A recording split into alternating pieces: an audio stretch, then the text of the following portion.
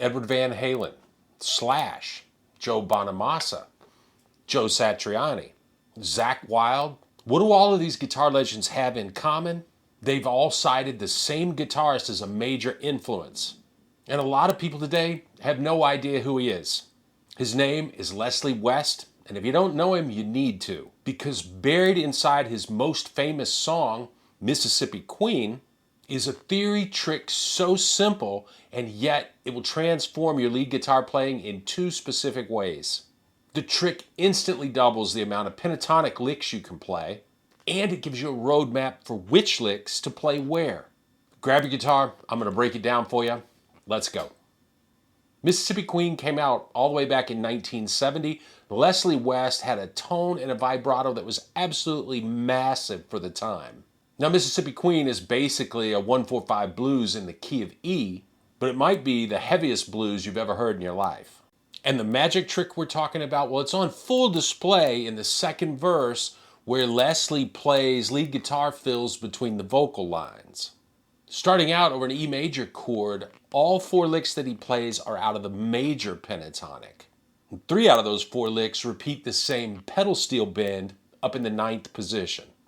We're going to bend the G string at the 11th fret up a whole step, F sharp to G sharp.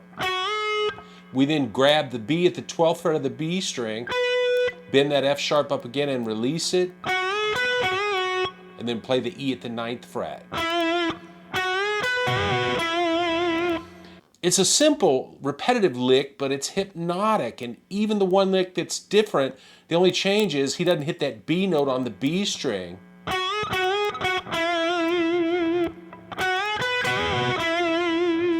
But then something curious happens. When the chord changes to A, Leslie plays basically the same lick, the same fingering, and the same shape, but he moves it up 3 frets higher.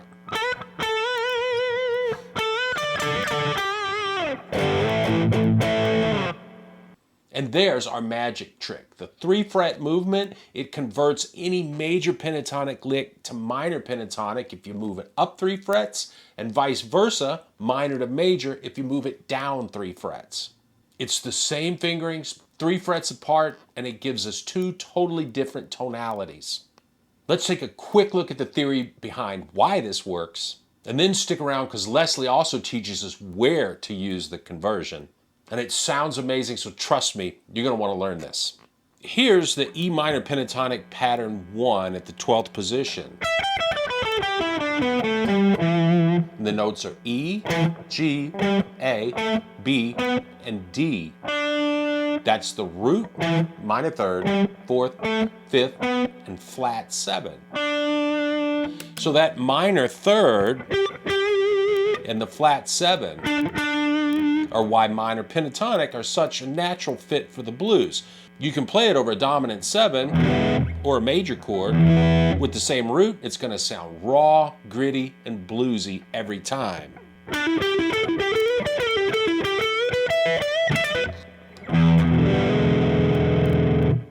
Now, watch what happens when we take that exact same box shape and drop it down 3 frets. We've got the same fingering and the same pattern, but it's 3 frets lower. And now our notes are E, F sharp, G sharp, B, and C sharp. So that's root, 2nd, major 3rd, 5th, and 6th. Feel the difference? That major 3rd and the 6th give this scale an undeniably happy, upbeat, almost country-flavored sound over a major chord.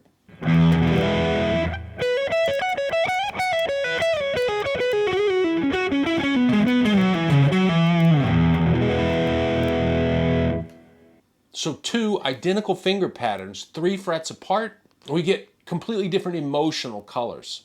I'm going to play them over a backing track just over an E chord. And listen to how different these 2 scales sound and feel. Check it out.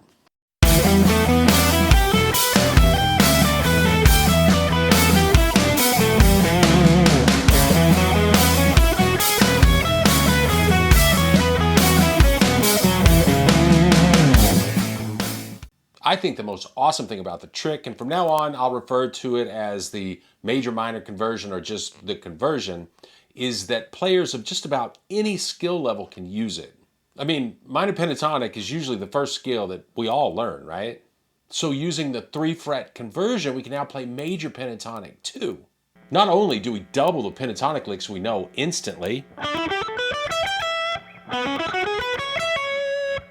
but shifting between those major and minor tonalities, it really makes us sound like we know what we're doing. Let's check out how Leslie uses the conversion in Mississippi Queen's solo. But before we do that, if you're enjoying the video and I'm helping you with your playing, please like the video, subscribe to the channel, and turn on your notifications. That'll help me keep growing, which helps me keep doing these lessons. Thanks, I appreciate it. So over the E chord to start the solo, Leslie starts with this major lick up in the 17th position. I'm going to bend F sharp to G sharp, and then play a B note on top of that. And then I'm going to play the F sharp to G sharp bend again, and then play the E at the 17th fret. And then we're going to finish the lick with C sharp at fret 18 of the G string.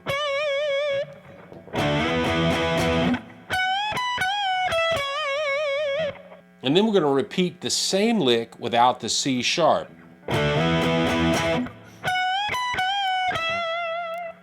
Next, Leslie does something really interesting. He plays a lick that fuses major and minor pentatonic. He drops down to the 12th position, and over that E chord again, he plays this. And how he fuses major and minor is he's playing the notes of minor pentatonic, B, A, G, which is the minor third, but he bends that G up towards G sharp.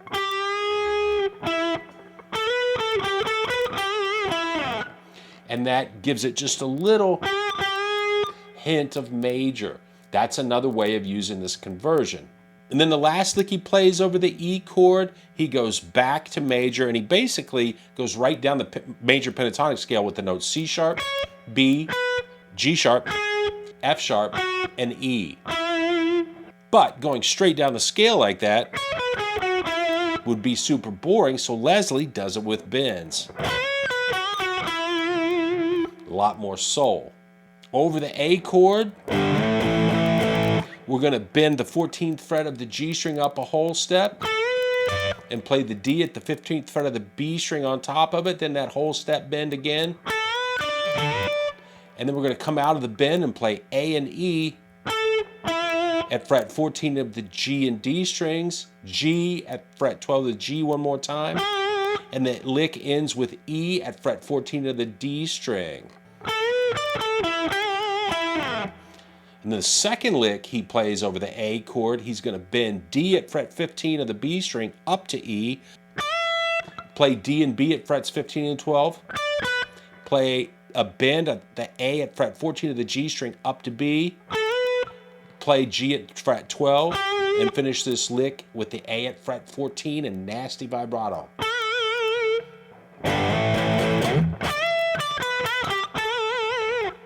Now when the lick goes back to the 1 chord, he again mixes major and minor by playing both the G sharp and the G natural. So we get the major and the minor third in there again. Then when he goes to the 5 chord, he stays major by playing a bend up into C sharp. What Leslie is doing is using major and minor like a painter would use light and shadow. Major is the light, it's bright, it's sweet, it's upbeat. Minor, it's your shadow, dark and tense. And by deliberately choosing which one to play over each chord change, we can control what a listener feels at every moment. Now here's the thing, Leslie West didn't invent this concept, and he certainly didn't keep it to himself. Once your ear is trained to hear that major-minor conversion, you're going to start hearing it everywhere. It's hiding in plain sight in some of the most iconic solos ever recorded. How about Crossroads by Eric Clapton? And I'm going to play these licks kind of from memory. These aren't going to be exact, but right out of the gate in the solo, Eric opens with major pentatonic over the 1 chord.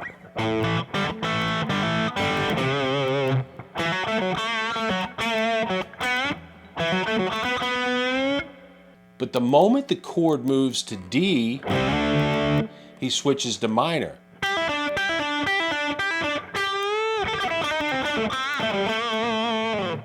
It's the same 3-fret conversion, and I would venture a guess that Clapton stole this idea from B.B. King, and Leslie West and a lot of other players I'm going to mention were all influenced by Clapton.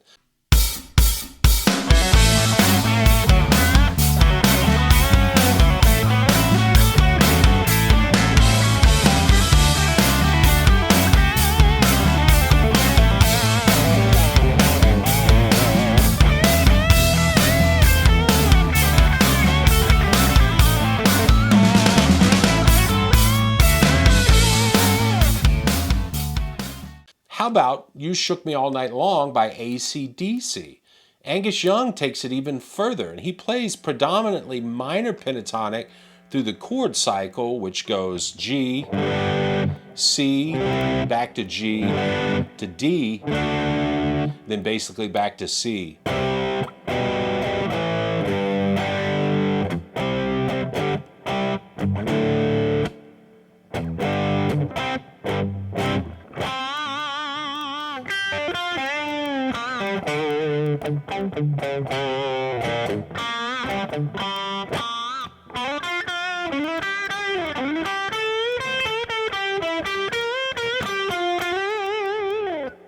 So he's predominantly playing minor pentatonic through the whole solo, but he repeatedly bends the minor third, which is B flat in the key of G, up to the major third.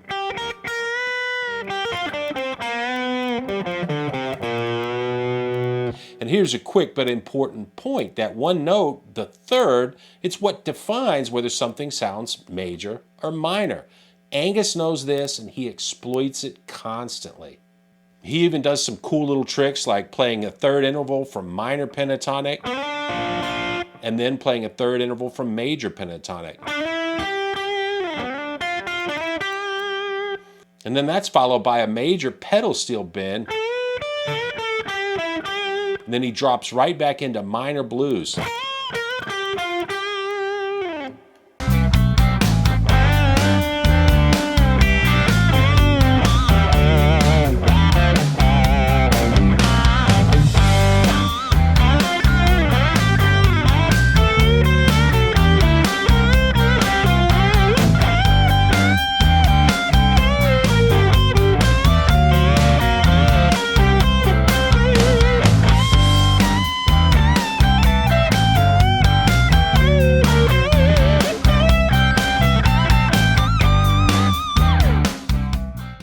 Major, minor, often in the same phrase. It's a masterful solo.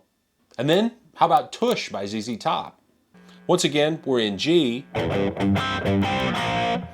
but the same concept, it applies perfectly here. Billy Gibbons is playing slide, and in the main solo, the second time through the changes, he plays major over the G chord, playing D and B from G major, pentatonic. Over that G chord. Now we drop to the C chord, which is the 4 chord in the key of G, and he's going to play out of the C major pentatonic scale. He's going to play G and E over that C chord, which is still major, but in the second half of this solo, when we go back to the 1 chord, we're going to go minor.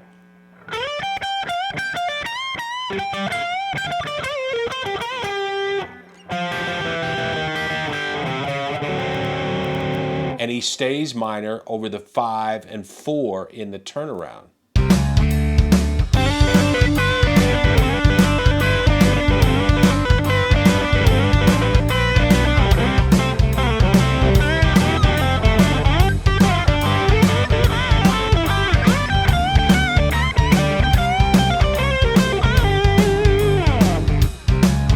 Light, then shadow. Resolved, then tense. And once again, the ability to shift and control these tonalities at will, it makes everything you play sound more professional, polished, and intentional. It's the complete opposite of random noodling. Now here's some good news. You probably know the minor pentatonic really well already. And now with our 3-fret conversion rule, major pentatonic is right there waiting for you too. Same fingerings, just 3 frets lower. And you get 2 completely different sounds.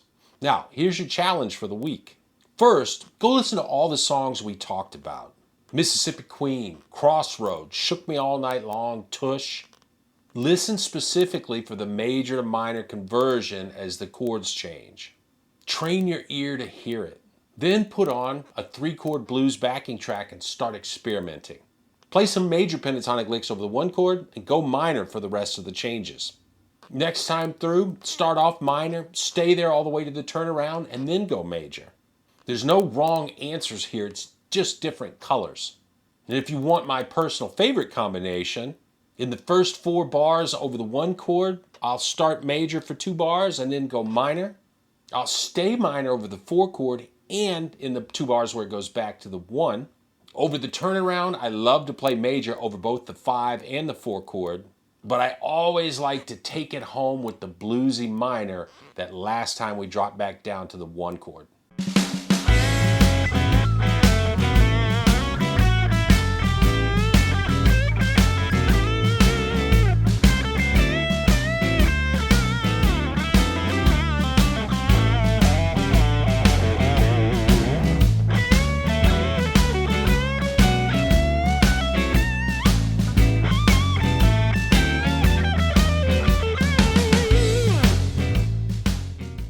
Once you start hearing and feeling the differences between these 2 tonalities and start deliberately choosing between them, you'll never play a random directionless solo again. As always, I appreciate you watching. Don't forget to like the video, subscribe to the channel, turn on your notifications. Work hard, have fun with that guitar. I'll see you in the next video.